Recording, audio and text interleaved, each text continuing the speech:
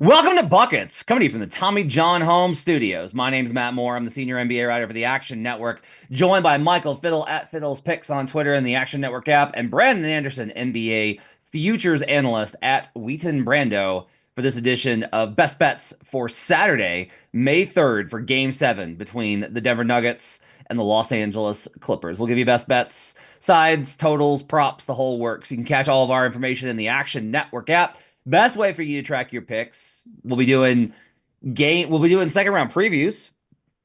Brandon and I are recording that later this afternoon here on Friday. And so you'll be able to get those picks if you follow us in the Action Network app, as well as you can track stuff in there like where the sharp money's coming in, where the movement's coming in, all the stuff that Fiddle talks about, where he's tracking line movement. You can see that you can compare the price it books to be able to tell, hey, this is where this line is headed, to be able to read the market as well. Lots of stuff in the Action Network app. Check out youtube.com/the Action Network. Sunday, 10:30 Eastern, Buckets Live with me and the future Jays. We'll recap the weekend. We'll get set for the second round. We'll do all sorts of stuff in the aftermath of whatever comes. We are recording this on Friday, so we do not know if we'll have a Game 7 between the Houston Rockets, and the Golden State Warriors. We'll talk about a few things today before we do best bets. I want to hit on Knicks Pistons real quickly from a market perspective. Um, Brandon, I'll ask you this because you were on Pistons and doubled down on them, and I don't think you were wrong. I think that series is really close. That Tim Hardaway Jr. non-call pushes this to a game 7, and there were opportunities last night. Brunson doesn't hit that three, and this could have easily swung towards Detroit. And then you had plus 1,600 to hedge in game 7. Um, I think that this is a good market to bet. Most of us bet over 5.5 games, and that cashed. I feel like I don't think that my cap of the Knicks offense was going to be too much and they were going to win the series was wrong. I think that it was more of just like, yeah, but the Knicks screw around factor was enough to make Pistons have value. So there was a lot of different ways I think you could bet this one and have been right about your cap. What was your kind of takeaway from both the market perspective and how this kind of worked out from the Knicks and the Pistons? Yeah, I mean, this will shock you, I'm sure. I think the market was wrong. I think the market was wrong, but lucked into being right on the Knicks coming through here. My thoughts going into the series was I felt like these teams looked very, very equal on paper and that these would be very close games all the way. And my thought leaving the series is we got 6 coin flip games and some team's going to win coin flips. One of the coin flips got stolen from one team to the other team, or else it'd be 3-3 and we'd be doing that game 7 also. I think personally, and you know that I would not say this if I didn't believe it, and I've been on the other side of these. I had a good first round in a lot of these series. I think betting Pistons to win the series and doubling down on them to win the series was my best read of the round. It did not hit. Sometimes our best reads do not hit. I am very confident that that was the right play. It played out exactly like we thought. At the end of the day, why didn't the Pistons win? To me, Brunson hit the shots, obviously the big one late. I underestimated just how bad JB Bickerstaff could be in a game where it is coin flips all the way and one possession all the way. Like he is constantly costing them points on game management, timeout management, just a horrendous challenge every single game. That stuff matters even against Tibbs, who is the second worst coach in the playoffs, I think, so far. When you're losing a couple points a game, but it's a couple points every game, and that's the margin. That matters. Yeah, I feel like I'm very grateful to get the over 5.5 games. I kind of did the Knicks Pistons escalator, so that was the first step, and I basically came out even on it. Yeah, it's a bummer. I feel like, man, it would have been nice to profit some off of being so right about the Pistons in the series. I probably should have been betting them game to game as well if I felt that strong. But to me, as a bettor, sometimes you gotta appreciate not necessarily getting the exact right cap, but it going your way. I had some of those this round. In this case, I felt like I had the right cap and read the market right, and the number was pretty bad, and I bet it, and I'd bet it again. And sometimes you lose those bets because you can be on a 60% right of a coin flip, and you're still gonna lose 40% of the time. And that's betting. You gotta just do it again the next time. Okay. I had Knicks and 6 exact as a bet. That was fortunate, I feel, to get home. I do think the Knicks are the better team. I don't think that they were much better, but I do think they were the better team, and just in terms Yeah. of poise, confidence, playmaking, having Brunson, the experience factor, Yep. you know, it's tough because like I want good things for JB Bickerstaff, but like this was another disaster. It just was. One thing I think that's significant in the series was a bad shooting series. So Pistons had the fourth best expected EFG and the 16th actual. Knicks had the fifth best expected EFG and the 14th actual. So, I think the Pistons defense was a little under or overrated coming into the Yeah. series. And it was one of the reasons I like New York. But the results kind of suggest otherwise, where it's like, no, the New York was able to contest enough shots and drive enough possessions their way to be able to get stops here, which is just really interesting going into next season. I'll have to take the summer to kind of think about it. Fiddle, from your perspective, the market and how this kind of thing, how it evolved over the course of the series, because some of the swings were very interesting in terms of, Knicks being home favorite or a road favorite, and in all these kind of like Knicks road favorite game 5, or no, in game 4 they win, um, and then they lose at home in game 6. Like lots of weirdness in terms of the market moves, the expectation, and the estimation between these two teams. Yeah, so I understand what Brandon's saying and saying like the market couldn't have been more wrong with this one because the Knicks being a minus 450 series favorite going into game one. And so if we watch the games and we understand how close it was and we understand the swings of how close the referee's whistle was at times and how that could have played an impact, it is crazy to say the Knicks were priced as north of an 80% chance to win the series. When you go back and you watch it, you never felt like this was an 80-20 series from the coin flip. However, if we do just say what were the market sides and how did they perform, the series, despite it not seeming like an 82% Knicks spot, the Knicks did end up winning. If you go game by game with them, and there were 6 games in the series, the market side and the sharp side for the games won 5 out of 6. So you could say this was the best market and the most accurate market predictions for any series of round one. It's kind of just how you look at it. There's two sides to every coin, whether you're looking at it from how did they operate pre-series and what was the series price, which is the way Brandon was attacking it, or if you go game by game, you could look at it and say, okay, game one was a Knicks spot.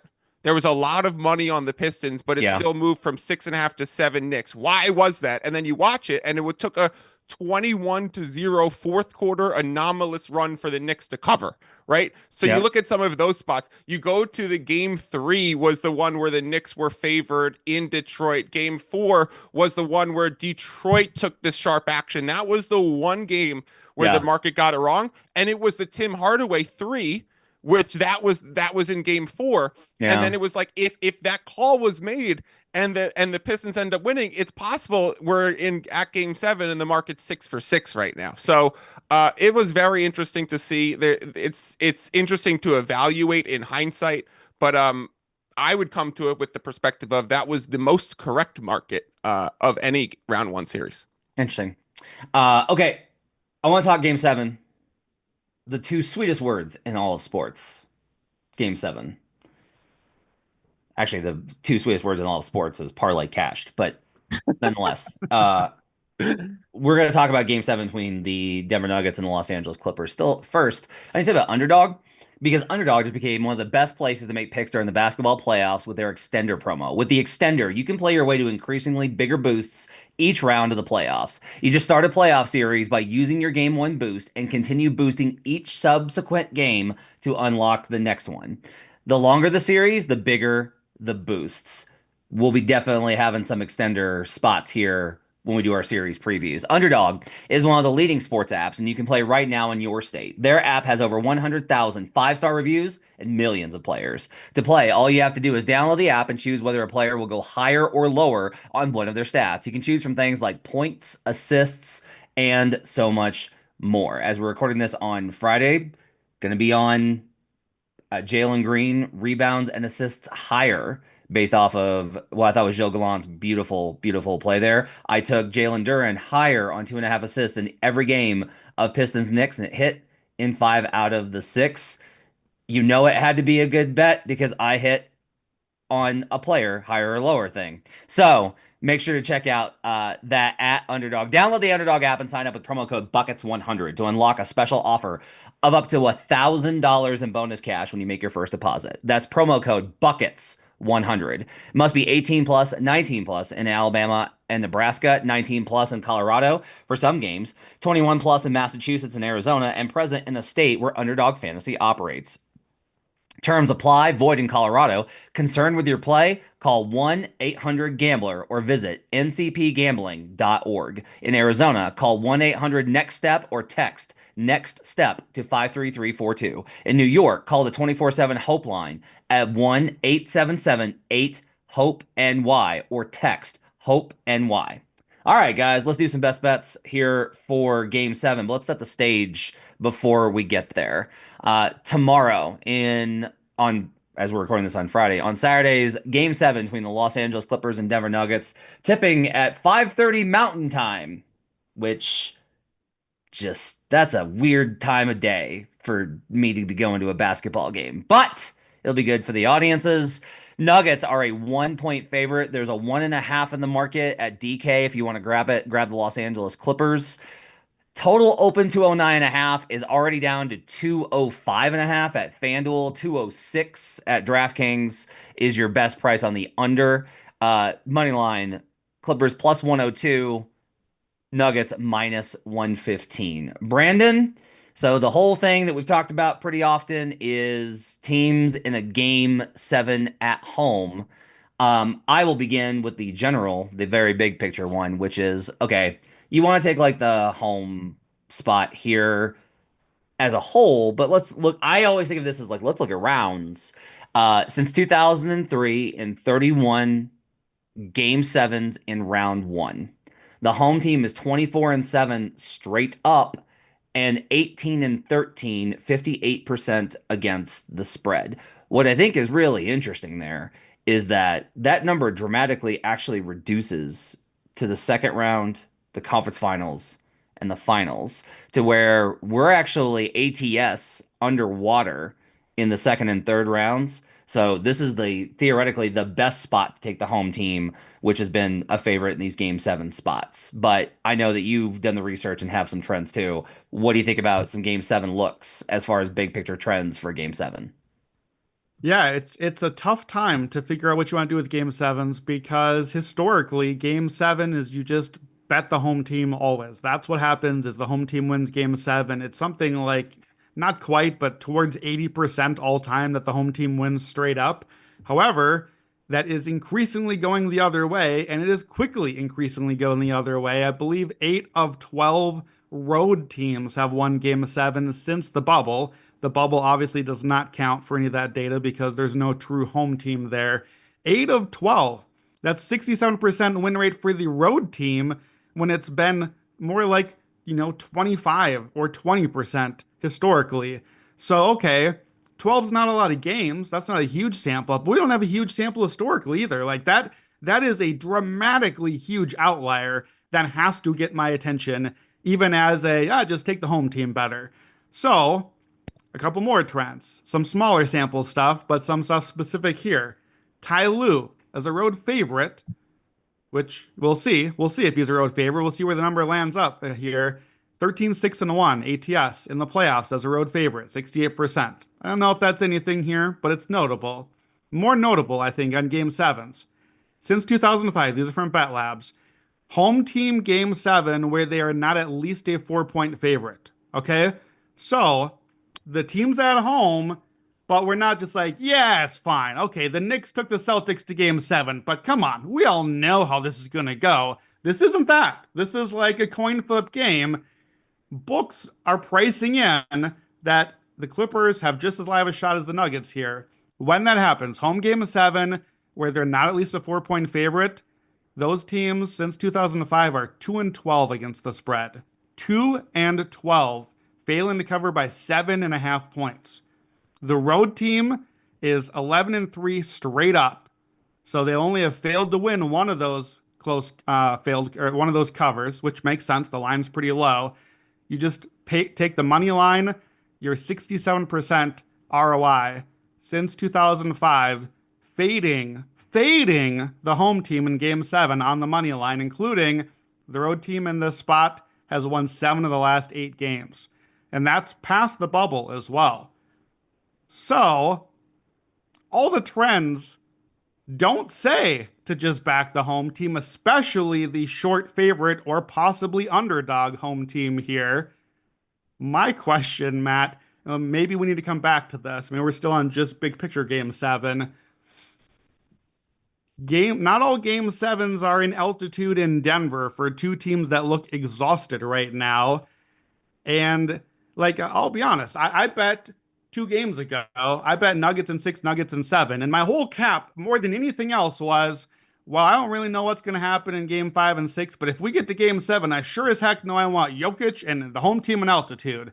And now we're here, and I'm not sure I want the home team in altitude. And quite frankly, based off of game 6, I'm not positive that I want Jokic either. Is the home team altitude thing, should that play in? We obviously aren't going to have a sample for that. Does that impact you, the game 7 trend stuff? It doesn't move me. I think it's difficult. I think here's kind of thing. It's an extra factor. It's an extra element. It's an extra addition to the Clipper situation. It's not a favorable spot, but it's not like something they can't overcome. So like the question here is like, all right, if you're trying to anticipate, project a performance, how much do you take off of that for going into altitude? And for anybody that's like, well, they've been there consistently. No, that's not how this works. I guarantee you. Like, it's worse when you fly in and you leave and you fly in and you fly back. Like, that's worse. You're gonna feel like crap the first 24 hours. Like you just are. You're gonna feel like crap the first 24 hours. But this is one of my things that I think where we retroactively are like, ooh, I think the altitude's a problem here. Where it's like, no, just sometimes teams run out of gas. Like that just happens, right? Because after 24 hours, if you drink enough water, you're fine. Your body will adjust and it'll be okay. It's harder for sure.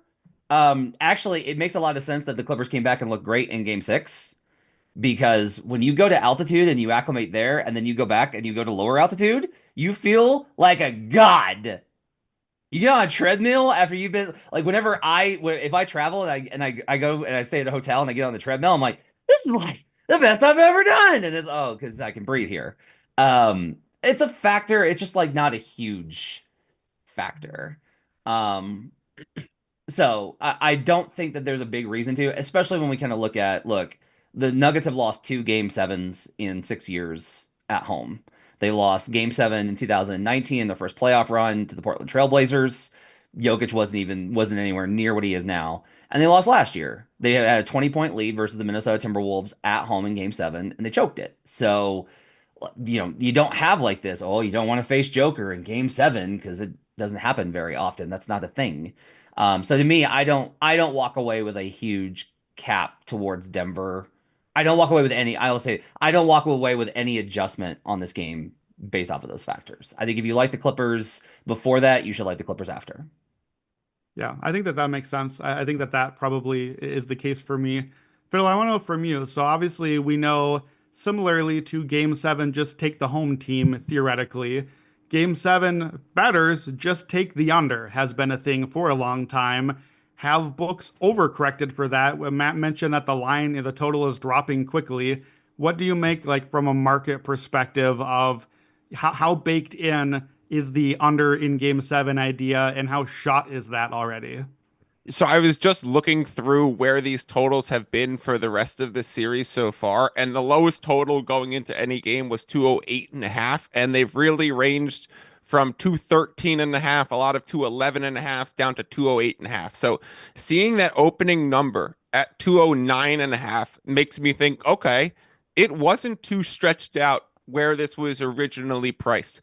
But I do think there's a rush for bettors to get into that market, grab an early under, and now it's pushed to 205.5. I just don't think I could get there and play it when you still have some generational offensive pieces in Jokic and Harden and Kawhi, who's an over player, in Murray, who should show up big in this game. So I think at this point, you can't play the under, but I think if you were there at the open, which is something to note moving forward, is like if you're watching the game and you're watching a game six and you know a game seven under trend is going to hit the market because we've seen it 1,000 times over, be ready for that opening line. Get your sports books up. Let everyone else react to the aftermath of game six. Go get your action down for game seven.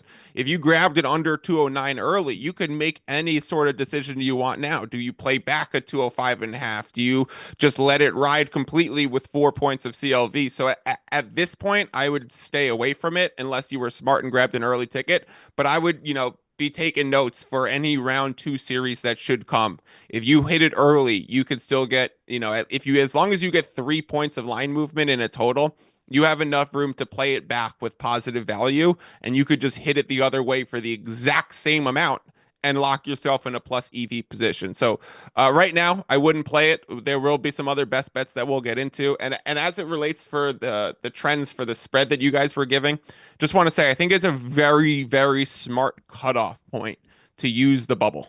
And not because we had a game seven between Clippers and Nuggets on a neutral court in that one, but because that's the birth of the play-in tournament, correct? And so we had the play-in start after the bubble, and you've seen a lot better teams fall into the play-in, knowing that they can like relax a little bit and coast a little bit through the regular season. So we've seen instances where some of the top seeded teams are not the ones that are, the outright favorites in the series. And so now you look towards a game seven at home where in this series, it was a Clippers minus 130 before the series played game one. And you had Clippers in game two be a road favorite, as Matt talked about. So you have a lot of reasons for this to be very much a coin flip going into Denver for that final one.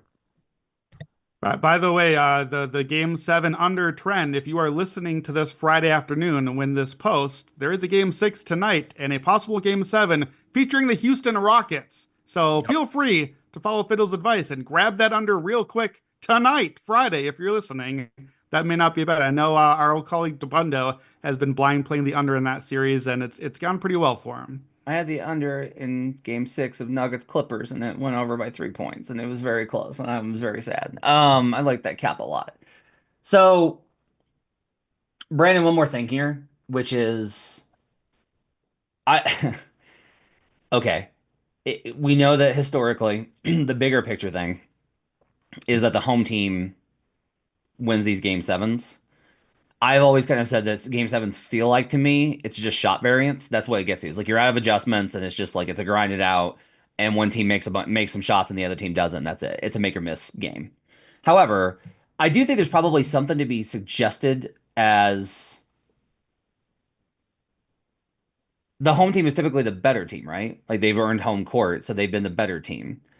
I do think a good thing in this game. I don't always think this is the case.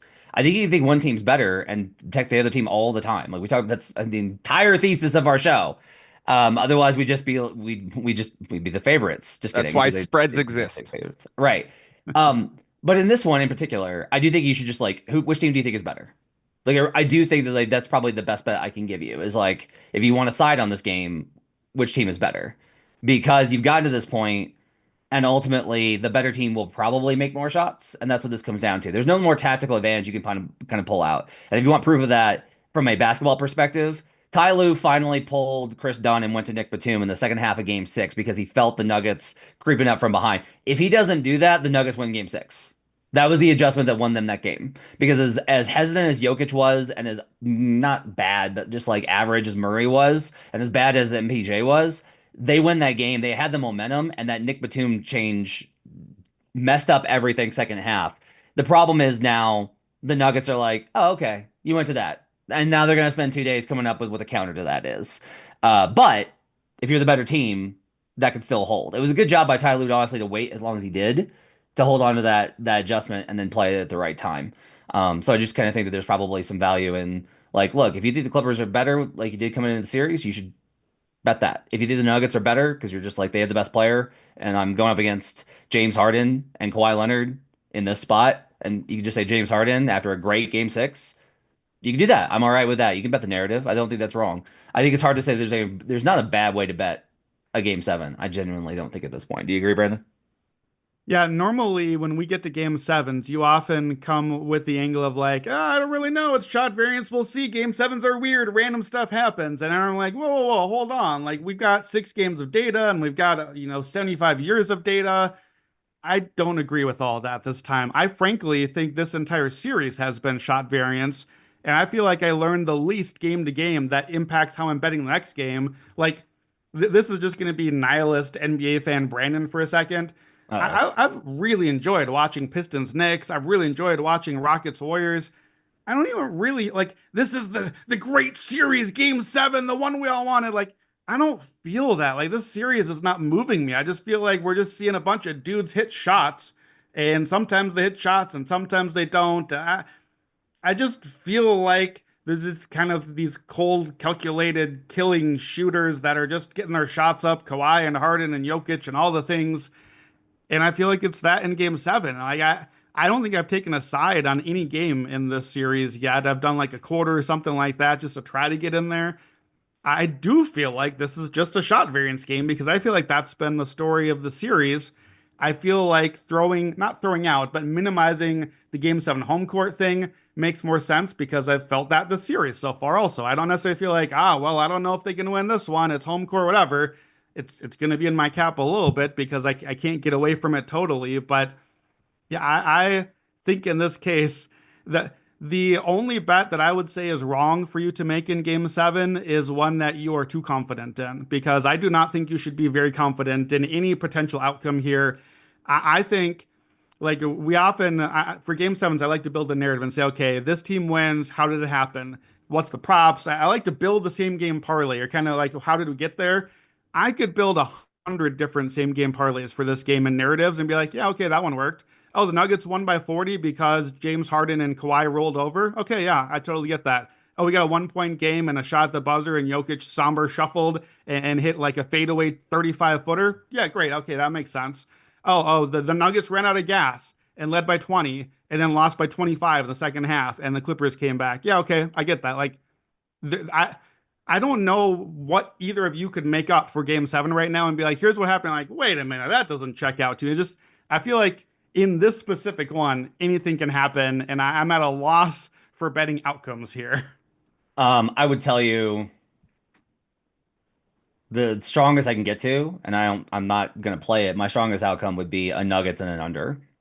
And the reason is Denver has a defensive gear that they can get to. I have trashed their defense all year. It is truly terrible. It is effort based. Like the scheme works against this team. It won't work in other series, but it works against this team, and we've seen it be successful in this series. Um, when their defense ramps up like it did in the second half of game one, the Clippers start to be like, oh God. Their effort level waned in game six, which is not surprising. The Clippers are at home playing desperation on the season on the line with the wall behind them. So, like, my lean would be Nuggets and the under. I have loved this series. I think there's been a lot of tactical adjustments that I can point to. I think most people have enjoyed it. So, we're right on track for a typical Brandon experience. Um, but I just think it's an interesting question of Yeah. how you script this game. I think Brandon's right. There's a million possibilities in this one. Not a lot that I can rule out from that perspective.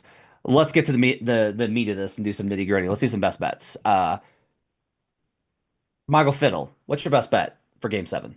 Right back to the well. Nikola Jokic under 51.5 PRA available minus 110. I would play it out to minus 125. Brandon Anderson, your best bets. Yeah, I struggled here coming up with stuff, and you know what I do when I struggle? I dig in my heels for 3 more hours and find 5 bets instead of the one I couldn't have in the first place. So I personally feel like a coward if I don't pick some side in game sevens. That's just me. So I am picking a side. I'm going to play the Nuggets second half money line. It's just minus a half a point, minus 108. So Nuggets just to win the second half. And then I'm mostly props on this game. Russell Westbrook over 11 and a half points. And then I went down the rebounding well. And I have 3 rebounding props that I think are all correlated that I'll explain together. I'm going to take Zubac under 11 and a half rebounds. And I'm going to take Kawhi over and Murray over 7.5 for Kawhi, Murray 4.5 at plus 120. Okay, let's start with Brandon. Brandon, let's do the rebound props and then we'll look at the Russ and Nugget stuff. Let's do those rebounding props. My challenge is for you to do this briskly. Yeah, okay. So let me walk you through how I got here. So what I wanted to start the game was the exact opposite of Fiddle's play. In fact, I wanted just some Jokic over. What do I know is going to happen in games? I mean, I know Jokic is going to play like 46 minutes. He's not going to sit at any point in the second half. He's going to be Jokic. I just trust him to do stuff, right? Okay, so how do I do that? Well, is he going to score or is he going to pass this game? I don't really know. I haven't been able to get any feel for that this series. Is he gassed? I don't really know. 25, 7, and 8 last game is not a good game for Jokic. He did not have a good game in game six.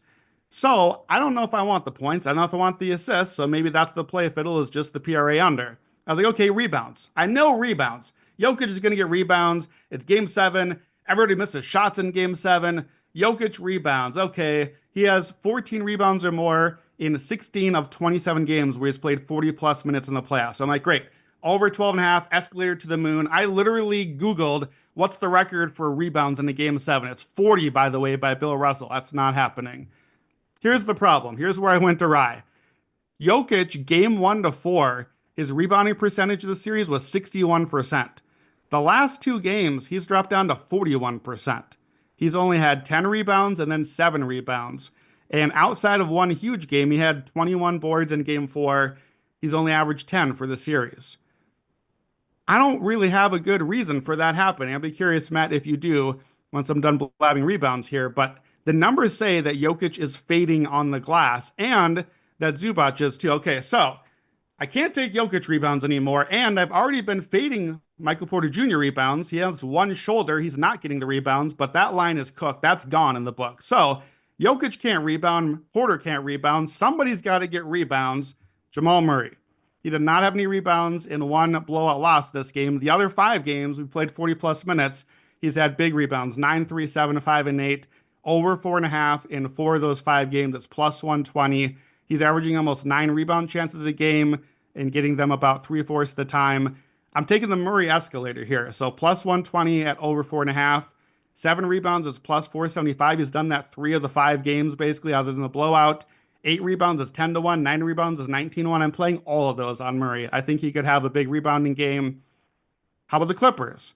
If Jokic isn't rebounding, maybe Zubac is. No, Zubac is even worse. Zubac is down to 6 boards last game, 5 rebounds the game before. His number is even more stark. His potential rebounds dropped from 22.2 the first 4 games to 15 the last 2 games. That's a 50% drop off. And he's rebounding less of his chances, 52% down to 37%. So Zubac under 11.5 rebounds. I'd like an alt. I haven't seen any alts yet, but give me like an under 8.5 if I can find it. And if Zubac isn't rebounding, who is rebounding for the Clippers? My answer is Kawhi. That's the last one. Kawhi, first 2 games, 6 and 3 rebounds on 7.5 potentials. Next 4 games, 11, 9, 9, and 10 on 14 potentials. Nearly double the potentials, including, notably, 9 offensive rebounds. I think that's been a tactical change. He's getting to the offensive glass. So, over Kawhi, 7.5 rebounds. No escalator for him. I don't think there's a huge minutes potential because it's Kawhi. But I am going to parlay all 3 of these together because it's basically all the same angle that Jokic and Zoo are not getting the boards and somebody else is. So I'm going to take the Kawhi over and the Murray over and the Zoo under at plus 575 at DraftKings for all 3. Notably, though it all started with Jokic, I'm not playing Jokic because I'm terrified to fade the man. So I'm not taking the Jokic under. I don't want any part of it. Fiddle, you can make that case. But that's where I got to all the rebounds, down the rabbit hole on rebounding chances. So you asked kind of like what the reasons are. A couple things. One, because they've involved more Harden, what that's going to do is it's going to put Jokic more at the level. They are trying to involve Jokic a lot, and if Jokic is at the level, they've gotten a really good opportunity for them to crash down and get position on the other side of it and be able to. And the other thing is they've just sent a lot more bodies. They've sent more bodies in there because the Nuggets are trying to maintain their space principles to not allow 3-point attempts. So if they allow more threes, they're going to allow more rebounds, and that's kind of the way that this has kind of gone. So they are. I don't have a problem with any of those plays. I think that they're all well argued. I like the Murray one in particular. He's been spry in the series, and the Kawhi one I think is also great. Fiddle, let's talk about Jokic and why you like the under on 51.5 PRA. Yeah, same bet that I took last time, gave out as a best bet on buckets. It cashed easily because he had that 7 and 8 and 25 games, so clearly got to the mark there. Oh, Going you're on. back, Sorry, I want to go back. You're on the over. Yes. no under for Okay, Jokic. go ahead. Yeah, so under 51.5 PRA here, with the line movement 4 points to the under, with the 205.5 being about 8 points off of where we've been normally this series. I do understand the minutes increase, but that is like offset by the way that the total is moving and the way the pace should be in this game.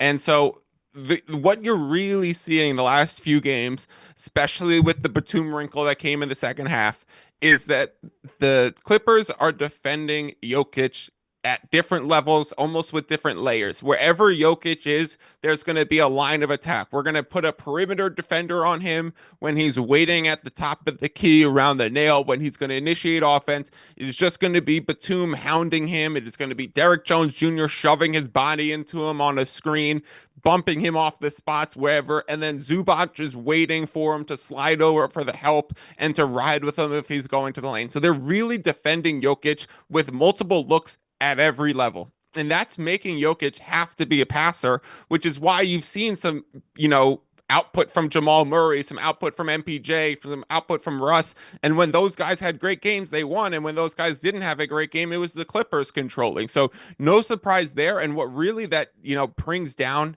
is Jokic's points opportunities. And so I think if Jokic struggles to get those buckets where he's putting up twos and threes, you're really overly reliant on rebounds and assists in the PRA market. And if Jokic does turn into a scorer, he's going to have to let some of the other playmaking stuff go. So based on where all the lines are, based on where all the VIG is, if you run the math, the under PRA has the best edge. So that's where I'm going to go to it. I don't think it makes sense that he went under by over 10 plus, statistical points, and the game is now a way lower total. Why is his PRA higher all of a sudden? Just because we're back at home, just because it's a game 7, just because we're pricing in some more minutes. I think all the other factors are enough to offset that, and it's a strong spot to go back to. I can't get there. He could have 37 and 14 in this game. Like, plus That's Nikola. I think he could get there. I don't, look, I think it's I hesitate for a legacy. He needs to win this one because this will be back-to-back years they lost a game 7 at home if they lose, and he was not good enough in game 6.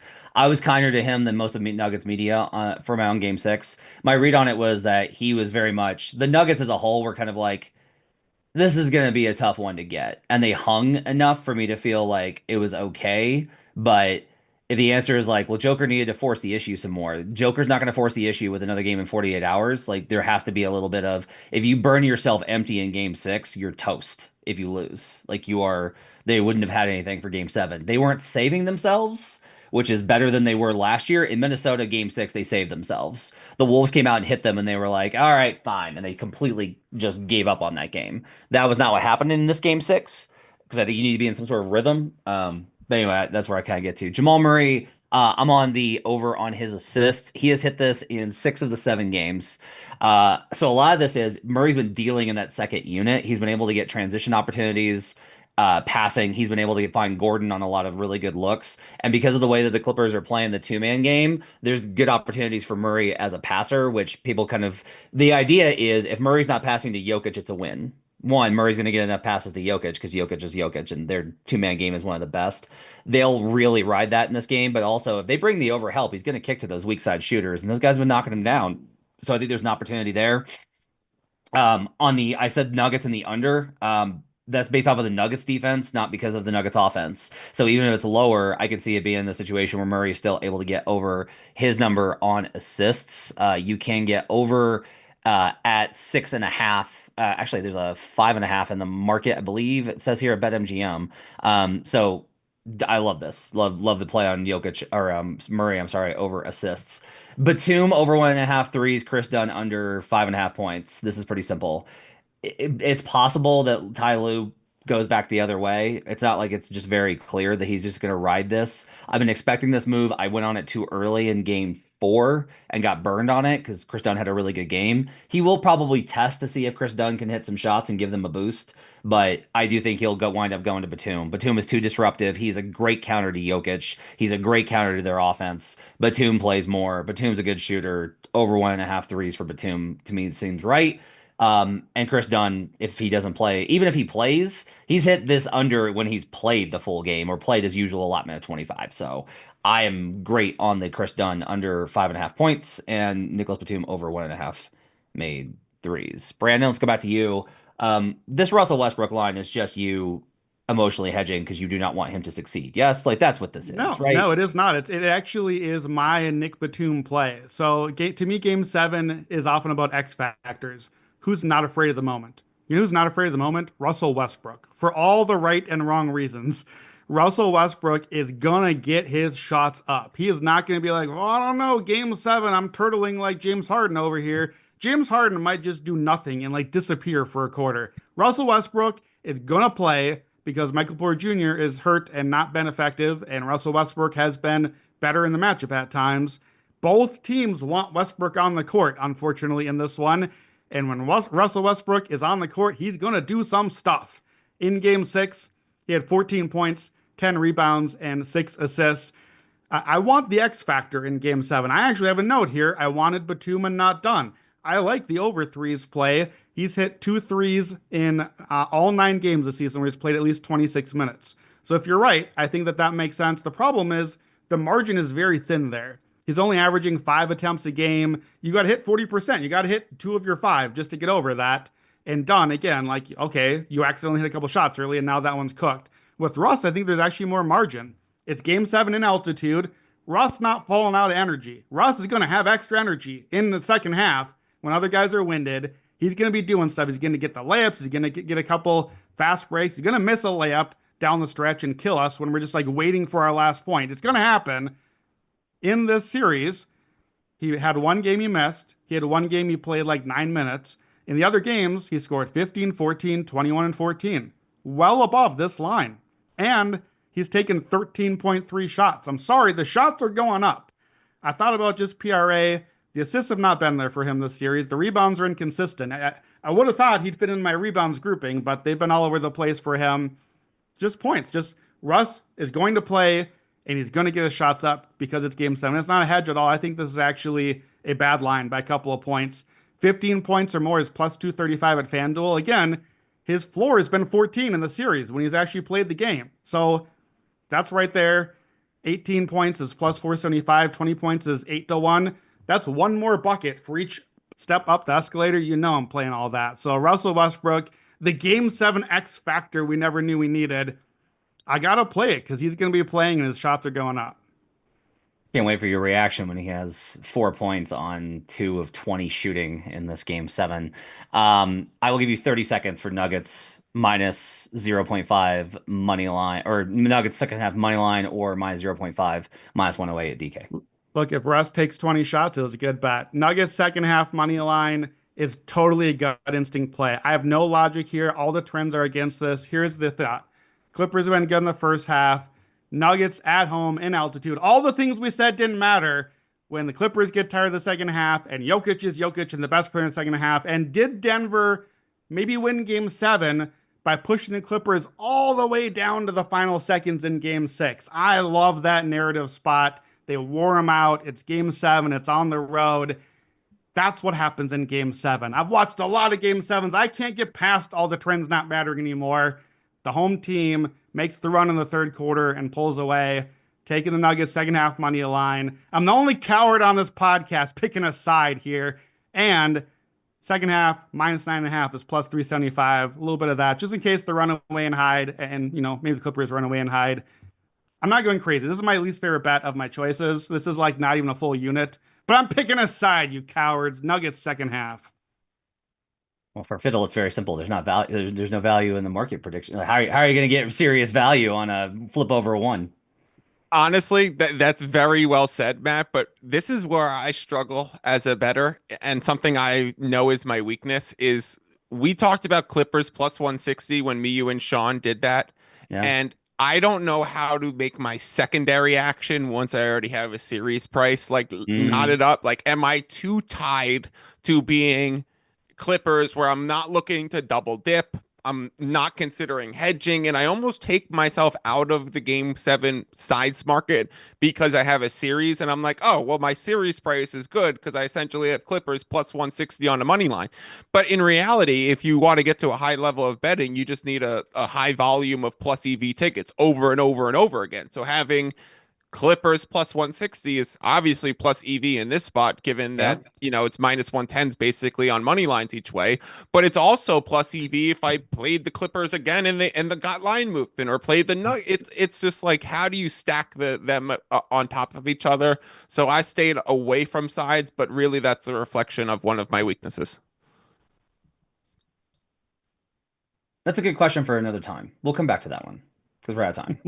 Thanks for joining us. Appreciate you guys being with us. Thanks to David Payne, Gifford Gould for being our producers today. Over here at youtube.com/the Action Network and wherever you get podcasts, leave us a 5-star review. Let us know how much you like the show. We got a lot of fans that have been hitting me up lately. So best way to do that is leave us a 5-star review.